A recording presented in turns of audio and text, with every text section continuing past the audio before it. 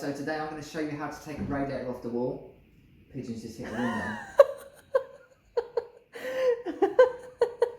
Pigeon just flew into the window while I was talking to you. So,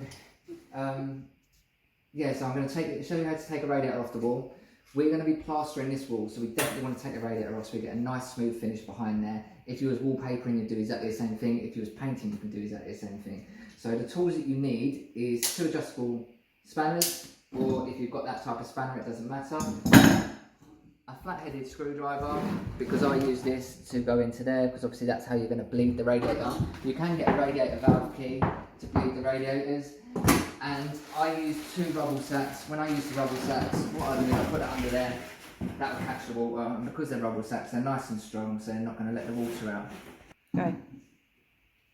So guys, before you do anything with your adjustables, you want to turn this, rotate it clockwise, okay, until it won't go no further. That will stop any water going from here into the radiator.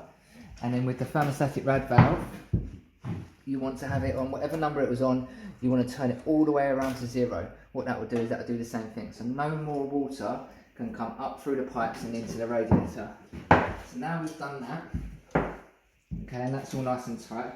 What we now want to do is undo this. Now this nut needs to be taken off going towards the radiator. Don't tighten it up by going down. You want to go up closer to the radiator, and then that will then take the nut off, and then the water will then start coming out.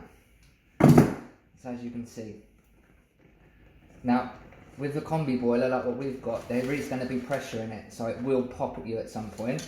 So you have to be ready for that, but there's nothing more that you can really do about it except from just trying to do it as slowly as possible. Okay, here it comes. There we go. So now that water's going to start coming out like that. So come over to me. So now, obviously, what I'm going to do is I'm going to open this up. What this is doing is this is going to suck the air through the radiator, and it's going to push all the water out to that pipe there. So you'll see now that that should start speeding up. And we want to leave that open because then that's going to drain all the water out of it.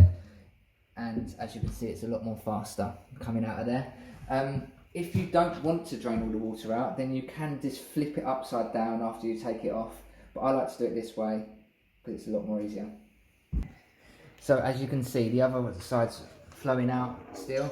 So I'm just going to take this side off as well to let any water out of that. As you can see, because that's turned to 0, that's stopping no water coming from there now. So now we've just got to wait and for all the air to take the water out, and then we can take it off. Guys, just remember that when you do take it off, you want to make sure that you screwed this back on. Otherwise, when you come to fill it up, you might get water coming out of it.